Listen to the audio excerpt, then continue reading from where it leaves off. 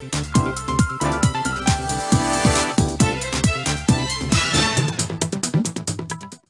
శేఖరాచారి ఈరోజు ప్రధాన వార్తలు చూసినట్టయితే జిల్లా వ్యాప్తంగా ఇటు నాగర్ కర్నూలు, కల్వకుర్తి, అచ్చంపేట, కొల్లాపూర్ బస్టాండ్ల వద్ద బస్సులు లేక ప్రయాణికులు అనేక ఇబ్బందులు ఎదుర్కొన్నారు. అనేక ఇక్కట్లు ఎదుర్కొన్నటువంటి పరిస్థితి బస్టాండ్లలో కనిపించింది. అయితే పల్లెటూరులోకి వెళ్ళేటువంటి బస్సులు అసలుకే లేకపోవడంతో ఉదయం నుంచి కూడా మధ్యాహ్నం వరకు ప్రయాణికులంతా కూడా పడిగాపులు కాసినటువంటి పరిస్థితి. కేవలం ఒక పట్టణం నుంచి మరొక పట్టణానికి అడపదడప బస్సులు వస్తుండడంతో ఆ బస్సుకు ఎక్కువ మంది ప్రయాణికులు ఉండడంతో కిక్కిరిసిపోయి అటు డ్రైవరు, కండక్టర్లు కూడా గొడవ పడే పరిస్థితి కనిపించింది.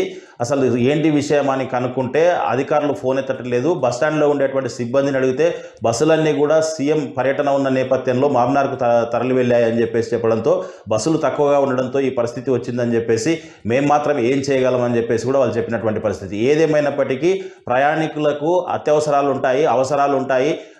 అన్ఎక్స్పెక్టెడ్గా బస్సులన్నీ కూడా రద్దు చేస్తే మా పరిస్థితి ఏంటని చెప్పేసి ప్రభుత్వంపై ప్రయాణికులంతా కూడా మండిపడ్డారు. ప్రజాపాలన పేరిట అన్నీ కూడా మోసాలు జరుగుతున్నాయని చెప్పేసి కూడా ప్రభుత్వంపై ఇక్కడ ప్రయాణికులు దుమ్మెత్తిపోసినటువంటి పరిస్థితి కనిపించింది.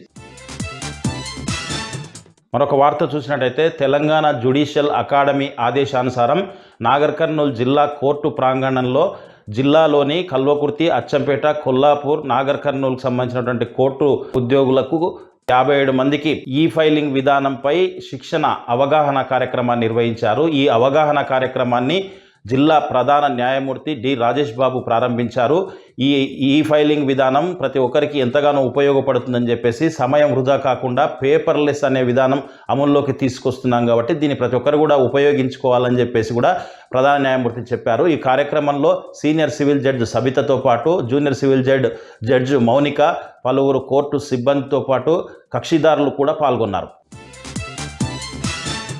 మరొక వార్త చూసినట్టయితే కల్వకుర్తి నియోజకవర్గం కర్తాల్లో కాంగ్రెస్ ప్రభుత్వంపై రైతులతో కలిసి బీఆర్ఎస్ నేతలు, మాజీ జడ్పీటీసీ దశరథ నాయక్, సర్పంచ్ల సంఘం రాష్ట్ర అధ్యక్షుడు గూడూరు లక్ష్మీనరసింహారెడ్డితో పాటు మరికొంతమంది నేతలు రైతులతో కలిసి వినూత్న నిరసన తెలిపారు. ఈరోజు రైతు ఉత్సవాల పేరిట సీఎం రేవంత్ రెడ్డి పాలమూరు జిల్లాకు వస్తున్న నేపథ్యంలో అసలు ఏం రైతులకు ఉద్ధరించారని చెప్పేసి, రుణమాఫీ అసంపూర్తి అని చెప్పేసి, రైతు భరోసా బోనస్ పేరిట బోకస్ చేసే అవకాశం ఉందని చెప్పేసి, ఇక్కడ పాడి పరిశ్రమ ఎక్కువ ఉంటుంది, పాల బిల్లు కూడా సక్రమంగా రావట్లేదని చెప్పేసి ఇచ్చిన ఏ ఒక్క హామీని కూడా సక్రమంగా నెరవేర్చకుండా రైతు ఉత్సవాలతో మళ్ళొకసారి ప్రజలను మోసం చేయడానికి వస్తున్నటువంటి వాళ్ళను క్షమించే పరిస్థితి లేదని చెప్పేసి రైతుల పక్షాన బీఆర్ఎస్ పార్టీ పోరాడుతూనే ఉంటుందని చెప్పేసి, ప్రభుత్వంపై ఎన్ని పోరాటాలకైనా సిద్ధమని చెప్పేసి కూడా బీఆర్ఎస్ నేతలు రైతుల పక్షాన సెల్ఫీలు దిగుతూ వినూత్న నిరసనతో సెల్ఫీలు దిగి సీఎం రేవంత్ రెడ్డికి పంపించినట్లుగా బీఆర్ఎస్ నేతలు దశరథ నాయక్తో పాటు లక్ష్మీనరసింహారెడ్డి చెప్పినటువంటి పరిస్థితి కనిపించింది.